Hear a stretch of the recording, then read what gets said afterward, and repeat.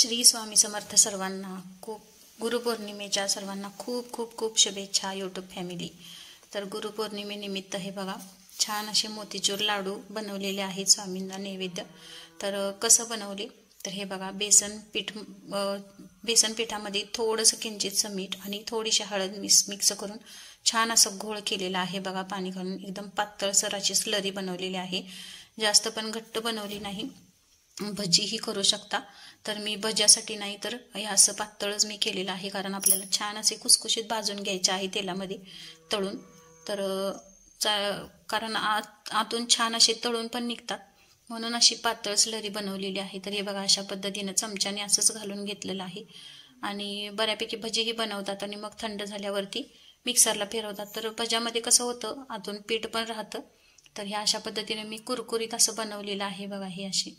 आणि थोडं थोडं असं करत मी तेल पण मी जास्त घालून ठेवत नाही आधीच, कारण कडलेलं तेल परत वापरायचं म्हटलं की घशाला प्रॉब्लेम होतो।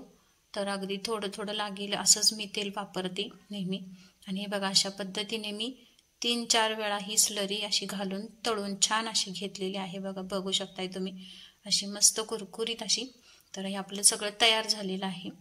तर आता थंड होईपर्यंत इकडे आपण पाक करून घेऊया।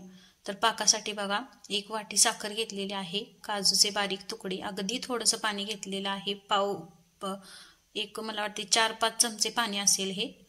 तर फुलपात्र अर्ध सुद्धा भरलेलं नाही माझं। आणि हे बघा त्याच्यामध्ये साखर घातलेली आहे, छान अशी पाकाचा करून घ्यायचा आहे। तर इकडं पाक शिजेपर्यंत आपलं हे थंड झालेलं आहे, तर ते आता मिक्सरला छान असं फिरवून घेऊया।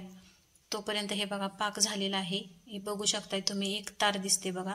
तर या अशा पद्धतीनं पाक बनवून घ्यायचा। तर पाकामध्ये थोडेसे मी काजूचे जे तुकडे बनवलेले आहेत ते घातले आणि वेलची पावडर आणि थोडासा फूड कलर घातलेला आहे। तर याच्यामध्ये मगज बी शक्यतो जास्त करून घालतात, तर तुम्ही मगज बीही घालू शकता। आणि मी काजूचे तुकडे घातलेले आहेत। तर हे बघा आपलं थोडंसं असं बुंदी एकदम बारीक अशी रवाळ व्हायला पाहिजे, अशा पद्धतीने मिक्सरला फिरवून घ्यायचं। आणि नंतर हे मिक्सरमधून काढून हे बघा असे पाकामध्ये मी घालून घेतलं आणि गॅस बंद केलेला आहे। तर थोडा वेळ थंड होण्यासाठी ठेवलं आणि हे बघा अशा पद्धतीने लाडू बनवले। तर आवडल्यास लाईक शेअर सबस्क्राईब करा। धन्यवाद।